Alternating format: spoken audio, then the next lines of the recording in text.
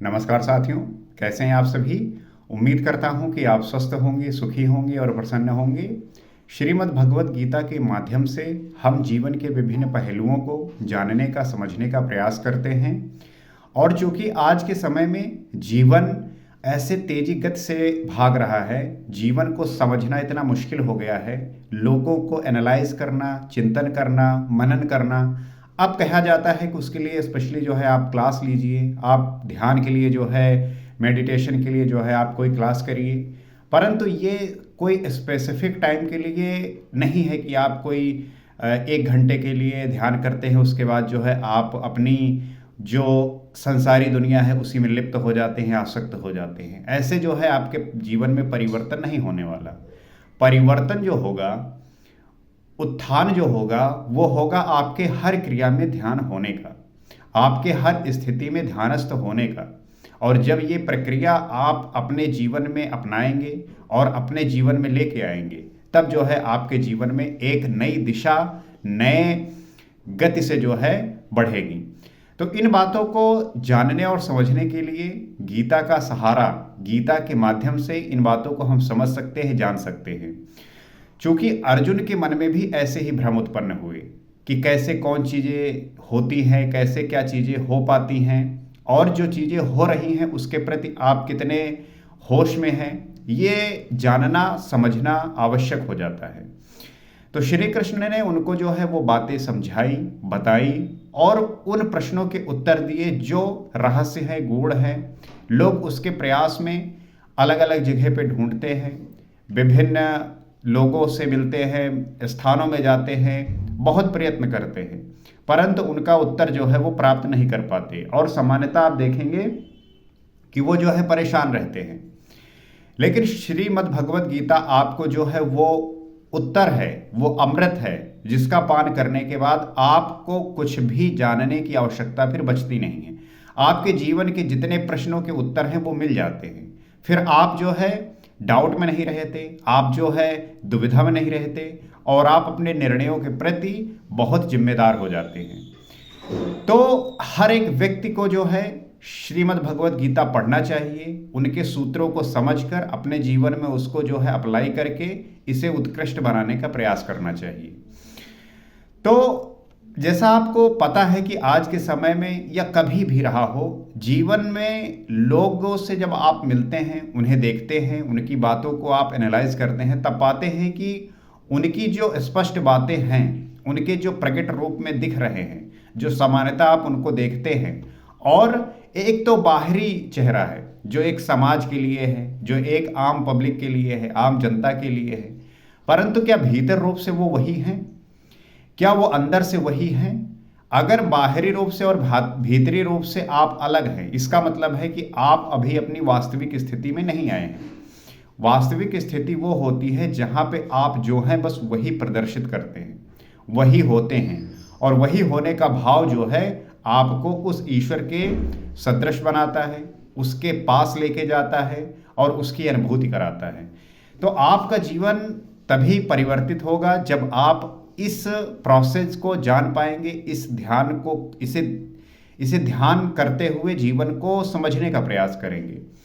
और इस चैनल का उद्देश्य यही है कि आप जो है जो बातें मान बैठे हैं उसको मानना नहीं, बल्कि जानने के प्रयास में आप चीज़ों को जाने, उससे जो है समझने का प्रयास करें। तो इसके प्रति जो आपका उत्तरदायित्व है वो बस यही है कि आपको थोड़ा कर्तव्य के, अपने काम के प्रति जो है श्रद्धा पूर्वक समर्पण जो है लाना होगा, तभी जो है आपको ये प्राप्त हो सकता है। चूंकि ये थोड़ा कष्टदायी है, मुश्किल होता है, इसीलिए जो है बहुत रेयरेस्ट लोग ही इसको जान पाते हैं, समझ पाते हैं। अन्यथा लोग तो भोगी के रूप में यहाँ पैदा होते हैं, उसी को भोगते हैं और एक दिन वो शरीर का जो है त्याग करके चले जाते हैं। तो हर एक व्यक्ति अगर इस बात से अवेयर हो जाए कि ये जो शरीर आपका है, ये तो कुछ समय के लिए आप यहाँ पे है, इसका अंत हो जाएगा, लेकिन उस जीव का, उस आत्मा के लिए आपने क्या किया? आप उसको जान पाए या नहीं? उसको महसूस कर पाए या नहीं? चेतन क्या है? तो जब आप इस भौतिक संसार को समझने लगते हैं और इसके परे की जो चीज़ें हैं उसके बारे में सोचने लगते हैं, तब कहते हैं कि लोग उस व्यक्ति के अंदर वो जागरण उत्पन्न हुआ, वो प्रकाश उत्पन्न हुआ, वो दीपक जला, जो अब जानने के लिए जो है वो चल पड़ा है। और ये जो दीपक जलाता है आपके हृदय में, कौन जलाता है? वो एक आपका सच्चा गुरु होना चाहिए, जो आपको सदैव मार्ग दर्शन कराता रहे।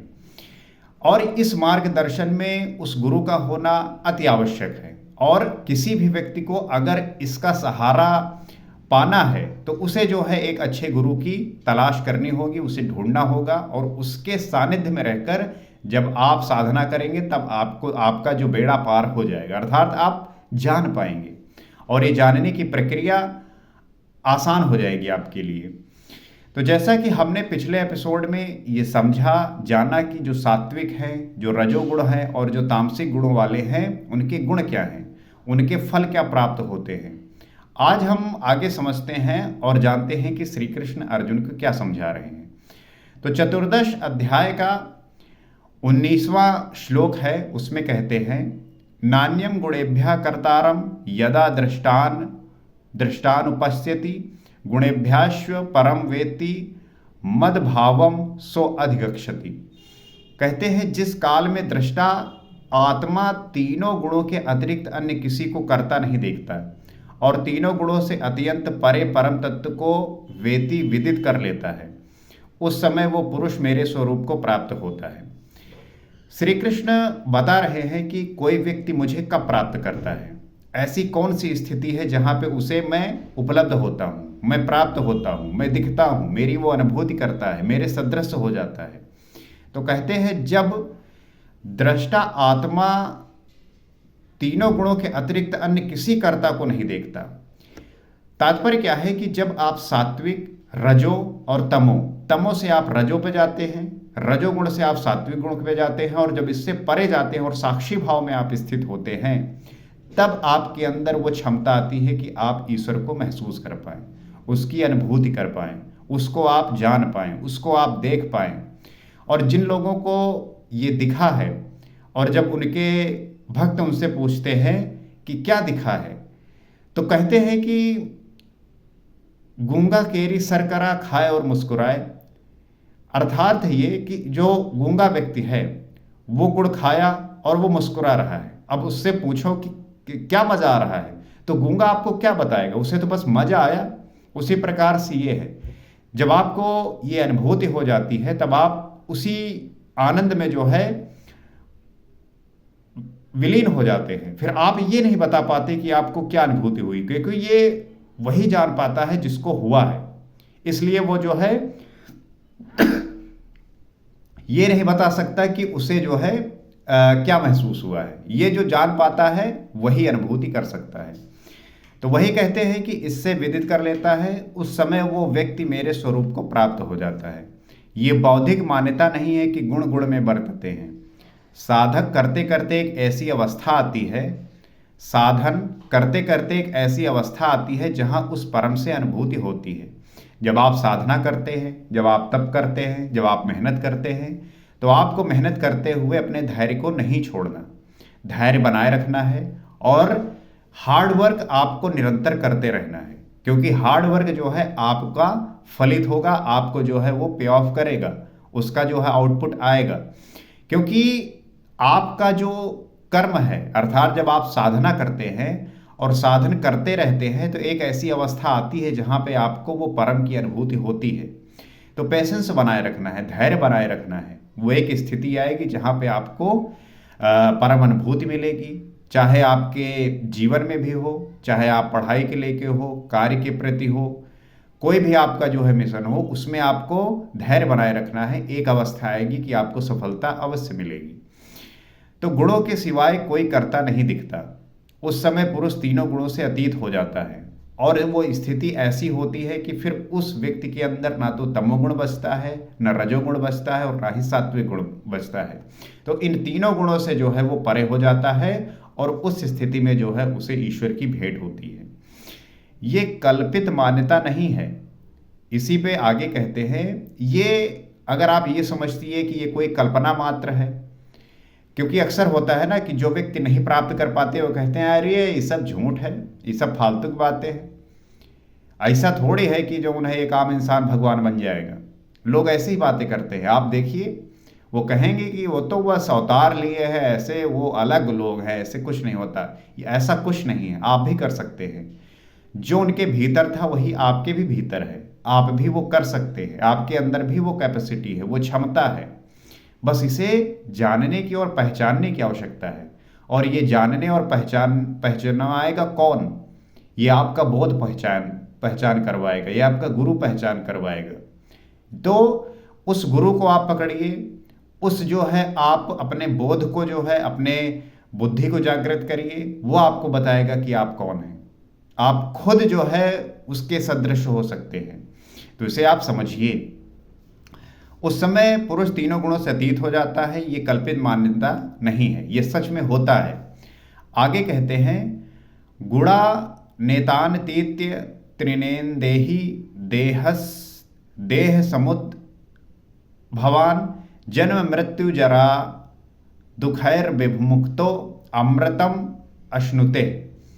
आगे कहते हैं, व्यक्ति इन स्थूल शरीरों की उत्पत्ति के कारण स्वरूप तीनों गुणों से अतीत होकर जन्म मृत्यु वृद्धावस्था और सब प्रकार के दुखों से विशेष रूप से मुक्त होकर अमृत तत्व का पान करता है।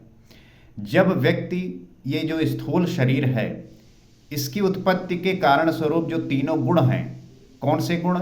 एक जन्म मृत्यु वृद्धावस्था, ये सब प्रकार के जो दुख हैं, इससे विशेष रूप से उसे मुक्ति मिल जाती है और वो जो है अमृत तत्व का पान करता है।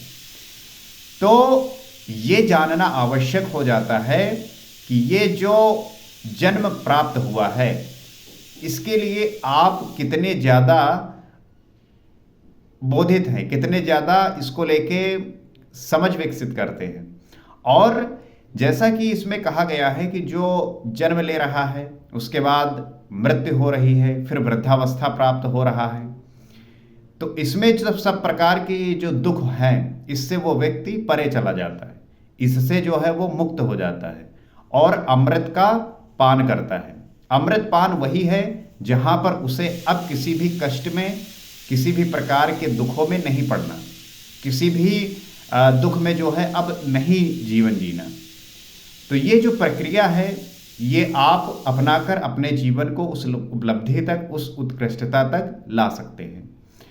तो आशा करता हूं कि बात आप समझे होंगे, और इसी उम्मीद के साथ, अगर आपको ये बातें वैल्यूएबल लग रही हों, अगर आपके लिए इंफॉर्मेटिव लग रहे हों, आप इससे सीख पा रहे हों, तो आप इस चैनल से जुड़ सकते हैं, ताकि हम साथ में मिलकर वो बातें समझ सकें, जान सकें और अपने जीवन में आनंद भर सकें। आज के लिए इतना ही। नमस्कार।